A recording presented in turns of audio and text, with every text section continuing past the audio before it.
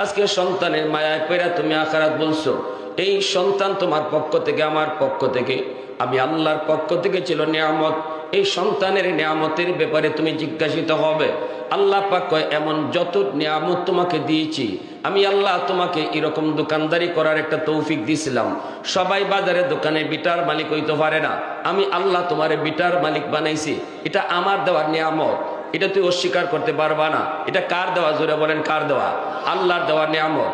আল্লাহ কই, বান্দা, সচ্ছলতা আমার দেওয়া নিয়ামত। এই নিয়ামতের হিসাব একদিন আমি আল্লাহ তোমার কাছ থেকে পাই নিব, পাই। আল্লাহু আকবার, জোরে কও। আমি আল্লাহ যত নিয়ামত তোমাকে দিলাম, সব নিয়ামতের হিসাব আমি পাই টু পাই হিসাব করে নিব। আমি আল্লাহ তোমাকে সুস্থতার নিয়ামত দিয়েছি, আমি তোমারে ভাত খাওয়ার তৌফিক দিয়েছি, আমি তোমারে পানি পান করার তৌফিক দিয়েছি, আমি আল্লাহ তোমারে অক্সিজেন নেওয়ার সুযোগ দিয়েছি। এমন যত নিয়ামত, কি পরিমাণ নিয়ামত আছে আল্লাহর কি পরিমাণ নিয়ামত আমাদের কাছে আছে, গণ্য শেষ করা যাইবনি। ওয়া ইন তাউদ্দু নি'মাতাল্লাহি লা তুহসুহা। আল্লাহ পাক রব্বুল আলামিন কয়, যদি তোমরা গণতে থাকো, কোনোদিন গণনা করে শেষ হবে না। যত নিয়ামত আল্লাহ পাকের, সব নিয়ামতের ব্যাপারে কিয়ামতের ময়দানে জিজ্ঞাসিত হব। প্রত্যেকে এই যে দুনিয়ার যশ খ্যাতি, দুনিয়ার চেয়ার, দুনিয়ার ক্ষমতা, এগুলা ফাইয়া যে তুমি আমার নামাজ ভুইল্লা গেছো, এই চেয়ার ও বসানিটা, এটা আমার দেওয়ার নিয়ামত আছিল, এটা আমি তোমারে বয়সি। সুস্থতা, সৌন্দর্য, চেহারার সৌন্দর্য, শারীরিক সৌন্দর্য, এগুলা ফাইয়া যেতে তুমি অহংকার দেখা হাঁটছো, নমাজ সাইরা আমারে ভুইল্লা নিজের শরীরের যত্ন নিছো, কিন্তু আমারে ভুইল্লা গেছো। এই সুস্থতার নিয়ামতটার হিসাব পাই টু পাই আমি আল্লাহ নিব। সুবহানাল্লাহ বলেন। সব নিয়ামতের হিসাব আমি নিব, সব নিয়ামতের। এক হাদিস শরীফ আল্লাহ রাসূল সাল্লাল্লাহু আলাইহি ওয়াসাল্লাম বলেন, মানুষ দুইটা নিয়ামতের ব্যাপারে বেশি বেখেয়াল, ভুলে যায়। দুইটা নিয়ামত, এই দুইটা নিয়ামতের ব্যাপারে আমরা অনেকটা অবহেলা থাকি, বেবুলা থাকি। দুইটা নিয়ামতের ভিতরে একটা হলো, আল্লাহ রাসূল সাল্লাল্লাহু আলাইহি ওয়াসাল্লাম বলেন, একটা হলো আসিহা, সুস্থতা। যখন সুস্থ থাকি তোমরা আমরা বুঝি না, অসুস্থ হইলে সুস্থতার কদর বুঝি, ঠিক কিনা? জোরে এখন সুস্থ থাকতে আমরা সুস্থতার কদর বুঝি না। একটা রাসূল বলেন সুস্থতার নিয়ামতের কদর, এই ব্যাপারে আমরা গাফেল। আরেকটা নিয়ামত আল্লাহ রাসূল বলছে এটার ব্যাপারে আমরা গাফেল, সেটা হলো ফারাগা। যখন আমি অবসর সময়টা যে আমার কাছে নিয়ামত, এই টাইমটাতে যে আমি আল্লাহকে ডাকার টাইম, এই টাইমটাতে যে আমি আল্লাহর কদমে সেজদা দিতে পারি, কারণ আমার এখন ব্যস্ততা নাই। আল্লাহ রাসূল বলে, ওই যখন মানুষ অবসর থাকে তখন এই অবসরতার নিয়ামতের কথাটা ভুলে যায়। যখন ব্যস্ত হয়ে পড়ে তখন হায় রে এখন তো নফল পড়ার টাইম নাই, হায় রে এখন তো জিকির করার টাইমই পাই না। তখন মনে হয়, হায় কিছুদিন আগেও তো এতটা ব্যস্ত ছিলাম না, তখন তো পাক্কা নামাজটা জামা থেকে পড়তে পারতাম। এজন্য আল্লাহ রাসূল কয়, এই দুইটা নিয়ামতের ব্যাপারে মানুষ বেশি গাফেল থাকে। হাসরের মাঠে আল্লাহ জিগাইব, বান্দা তোর কিচ্ছু নাই, তোরে কি আমি এক গ্লাস পানি পান করার নিয়ামত দিছিলাম না? মনে কর তোর কিচ্ছু নাই, কিন্তু এক গ্লাস পানি পান করার নিয়ামত তোকে আমি তোরে দেই নাই, এই নিয়ামতের শুকরিয়া কিভাবে আদায় করেছো বলো। এক হাদিস শরীফে রাসূল বলেন, একজন মানুষকে আল্লাহ পাক হাসরের ময়দানে আল্লাহ পাক জান্নাত দিব, কিন্তু আল্লাহ পাক রব্বুল আলামিন তারে জিগাইব, বান্দা তুই জান্নাতে তোর আমলের উসিলায় যাইতে না আমার দয়া যাইতে? তুই কো। তেহের মনে মনে ভাবাইছে যে দুনিয়াতে আমি কি পরিমাণ আমল করছি, 500 বছর সেজদাত কাটাই দিছে। আল্লাহু আকবার, জোরে কও। বনি ইসরাইলের জঙ্গলে থাকছে, পাহাড়ে থাকছে, আর এই অবস্থায় সে আল্লাহর কদমে, আল্লাহর কাছে আবদার করছে, আল্লাহ আমার মরণ যেন সেজদার হালতে হয়। আল্লাহ তার আবদার কবুল করছে, এজন্য মরণ সেজদার হালতে হয়েছে। তার যখন পেটে ক্ষুধা লাগতো, তখন তার সেজদার জায়গার পাশেই একটা আনার বৃক্ষ আল্লাহ পাক কুদরতিভাবে জন্মাই দিছিল। একটা আনার খাইতো আর ক্ষুধা লাগতো না। পানি তৃষ্ণা লাগতো, ওই পাহাড় থেকে ঝর্ণার পানি, আল্লাহ মিষ্টি পানি তার সামনেই রাখছিল, একটু পানি খাইতো, পানির তৃষ্ণা নিবারণ হইতো। এভাবে আল্লাহ পাক তারে 500 বছর ইবাদতের হালতে রাখছে, কোনো গুনাহ নাই, সেজদার হালতে তার মরণ হইছে। ওই মানুষটা খালি মরণ হইছে এই কথা কইছে না, কইছে আল্লাহ কিয়ামতের ময়দানেও যেন আমি সেজদার হালতে উঠি। আল্লাহ রসুল তার হাদিসে বলছেন এই মানুষটার মরণ হয়েছে সেজদার হালতে। আল্লাহ ওই জায়গাটারে কুদরতি ভাবে আল্লাহ পাক ব্যারিকেড দিয়া রাখছে, তার দোয়া কবুল কইরা ব্যারিকেড দিয়া রাখছে। কোন মানুষ পৃথিবীর আজও জানে না এই মানুষটা কোথায়। নবী হাদিসে কয়ে গেছেন, আমরা বিশ্বাস করি মানুষটা আছে, কোন ফারো আছে, কোন জায়গাতে আছে কেউ জানে না। আল্লাহ তারে এইরকম ভাবে সেভ করে রাখছেন, হাসরের মাঠে সেজদারত অবস্থায় সে আল্লাহর সামনে হাজির হবে। ওই মানুষটা আল্লাহর সামনে হাজির হওয়ার পরে ঘটনাটা কি ঘটবে এটা রসুল আগেই অগ্রিম জানায় দিয়েছেন আল্লাহর মাধ্যমে। রসুল কয় এই মানুষটা যখন আল্লাহর সামনে উঠবো তখন আল্লাহ কইবা, বান্দা জান্নাতে কেমনে যাইতায়, আমার দয়ায় না আমলের জোরে? তখন তার ভিতরে ভিতরে একটা ভাব আইছিল যে এত আমল করলাম, কোনো গুনাহ নাই, সেজদার হালতে মরণ, সেজদার হালতে আল্লাহর দরবারে উঠা, দয়ায় কেনে জান্নাতে যাইব? আমার তো আমলই জান্নাতে যাওয়ার কথা। কথাটা বুঝে আসছে আপনাদের? তাই এটা কি প্রকাশ করছে না ভিতরে ভিতরে? জোরে কই, ভিতরে কথা আল্লাহ জানেননি, অন্তরে খবর জানে কেডা? অন্তরে খবর জানেন কেডা? আল্লাহ। আল্লাহ অন্তরে খবর জেনে নিয়েছেন। জানি আল্লাহ পাক বলতেছে ফেরেশতাদেরকে, আমার ফেরেশতারা শোনো, আমার বান্দারে তোমরা জান্নাতে লইয়া যাও, কারণ তার অনেক আমল, আমলের কারণে সে জান্নাতে যাওয়ার কথা, আমলের উস কারণে সে জান্নাত পাও না, জান্নাতে লইয়া যাও, কিন্তু জাহান্নামটা একটু দেখায় নিও, জাহান্নামটা একটু তারা দেখায় নিও। ফেরেশতারা যখন তারা জান্নাতের দিকে নিয়ে যাচ্ছে, জাহান্নামের কাছে কাছে যখন গেল, জাহান্নামের আগুনের তেজ শরীরে লাগছে, লাগা মাত্রই তার ভিতর আস্তে আস্তে শুকায় আইতেছে, ঠিক না? ভিতর আস্তে আস্তে শুকায় আইতেছে, এইবার সে সামনের দিকে আগাইতেছে। ফেরেশতাদেরকে কয়, আমার পানির তৃষ্ণা লাগছে, পানি দাও। ফেরেশতারা কয়, আল্লাহর বান্দা ইকানো পানি পাইমু কর্তিকা, একটু পরেই তো আপনি জান্নাতে যাইবেন, জান্নাতে গেলে পরে আপনি যেমন পানি চান এমনই পাইবেন, একটু সবর করেন। আর একটু আগাইছে, দেখা যায় পানির তৃষ্ণা আরো বাড়ছে। কয় ফেরেশতারা কোথায় নিয়ে যাও, তাড়াতাড়ি আমাকে পানি দাও, পানি দাও।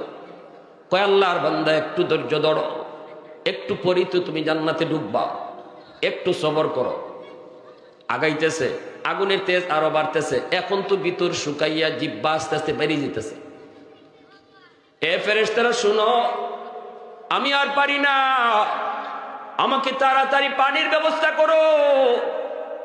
ফেরেশতারা কয় আল্লাহর বান্দা আর একটু সবর, আর একটু সবর, একটু পরেই তুমি জান্নাত পেয়ে যাবা। এইবার তার জিহ্বা বাইরে আইছে, এখন আর পারে না, আর তুই পারে না, কোন রকম যায়, আর খালি কয় ফানি ফানি, খালি কয় ফানি ফানি। ফেরেশতারা খালি কয় আর একটু, আর একটু, আর একটু।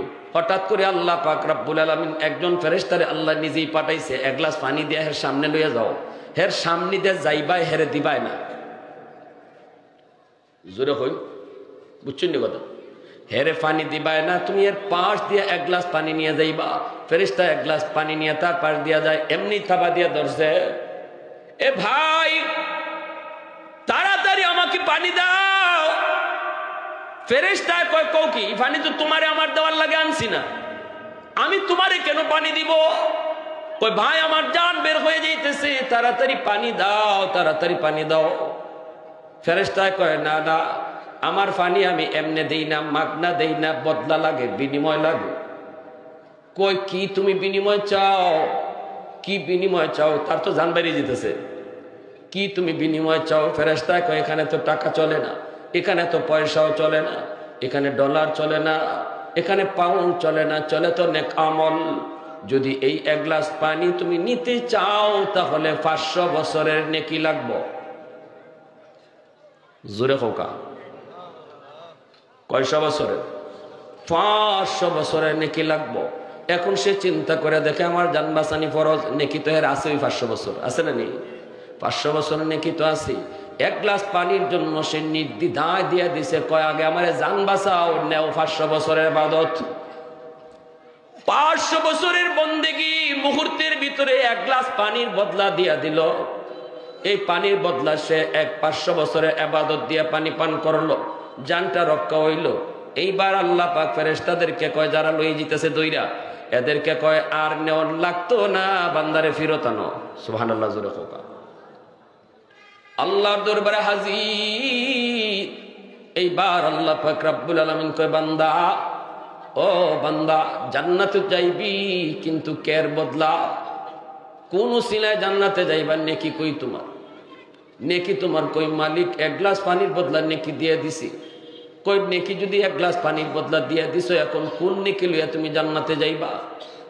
এ বান্দা, এক গ্লাস পানির বদলা যদি 500 বছরের নেকি তোর হয়, তাহলে আমি আল্লাহ তোরে এই 500 বছরের সেজদার হালতে কয় গ্লাস পানি খাওয়াইছি একটু হিসাব দে। সুবহানাল্লাহ, তো আওয়াজ দেখো সুবহানাল্লাহ।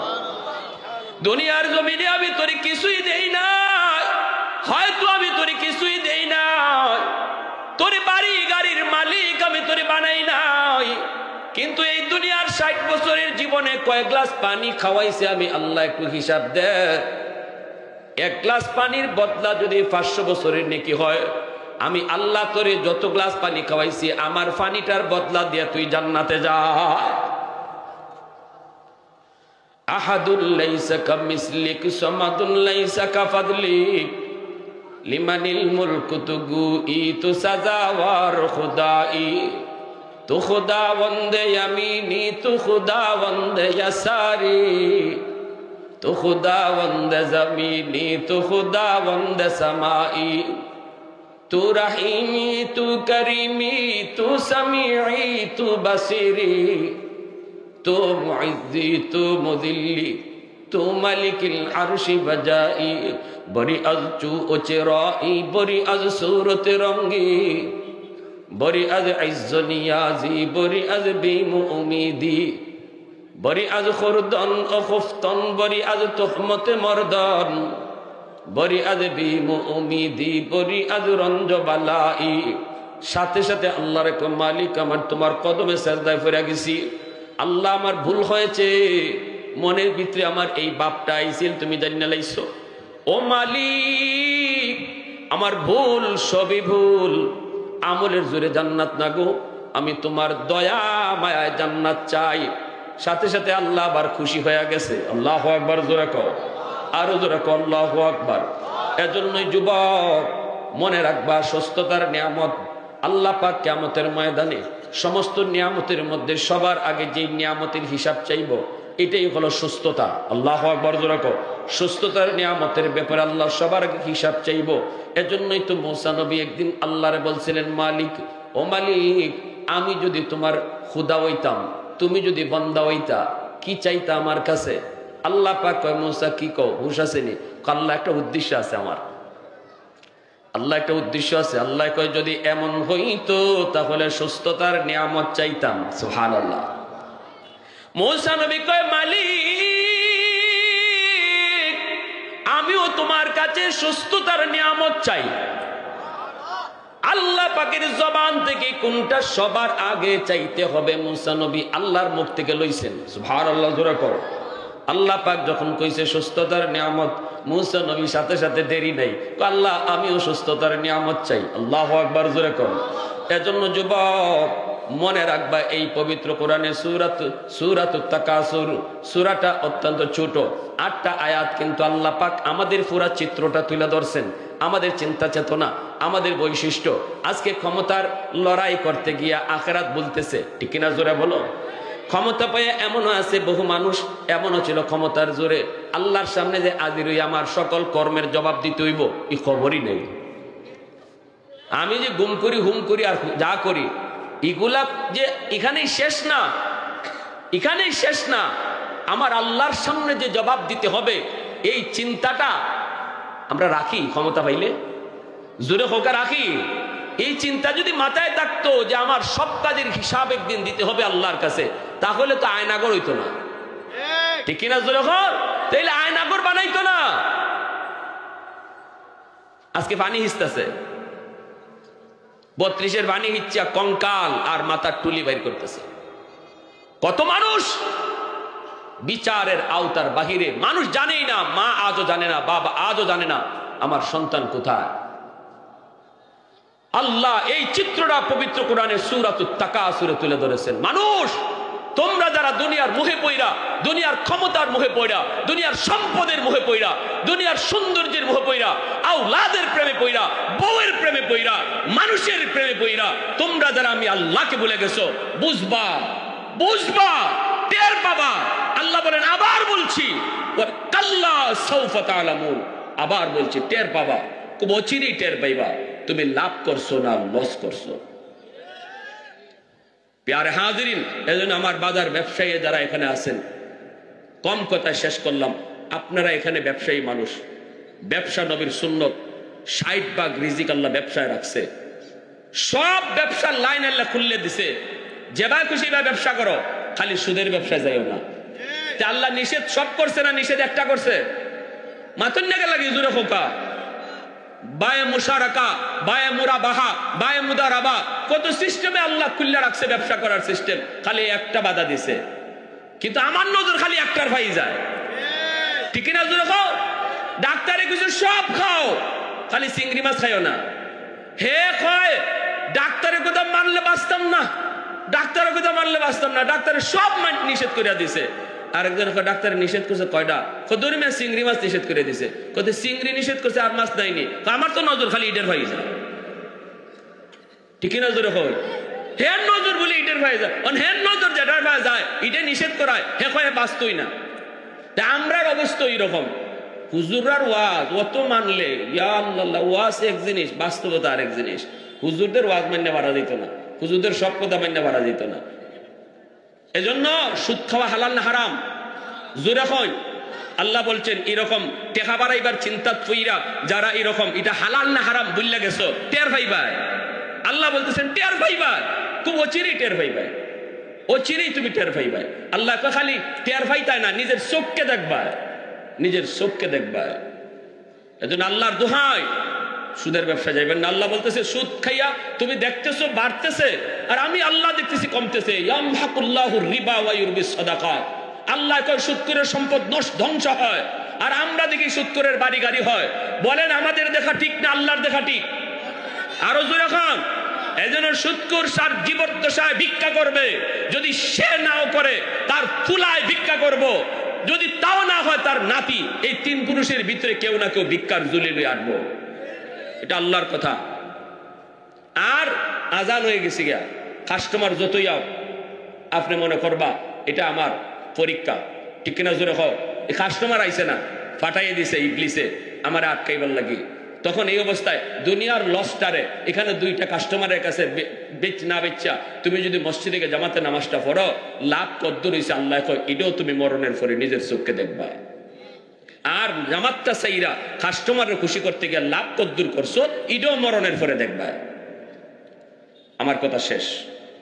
এজন্য আমরা সবাই ইনশাআল্লাহ এই সূরাটা নিজেরাও পড়বো। রাসূল একদিন সাহাবীদেরকে বলতেছেন ঘুমাইবার সময় 1000 আয়াত তেলাওয়াত করে ঘুমাইতে কে পারবায়? একজনও হাত তুলুন না। রাসূল কয় 1000 কোরআনের আয়াত পড়ে ঘুমাইতে পারবায় কেডায়? কেউ হাত তুলুন না। এরপরে আল্লাহ রাসূল কই আচ্ছা সূরা তাকাসুর ঘুমাইবার সময় কেডায় পড়ে ঘুমাইতে পারবায়? ওহন হগলে হাত তুলে লিসুন। আল্লাহ রাসূল কন একবার যদি সূরা তাকাসুর পড়ে ঘুমাও 1000 আয়াত পড়ার সওয়াব আল্লাহ আমলনামায় দান করব।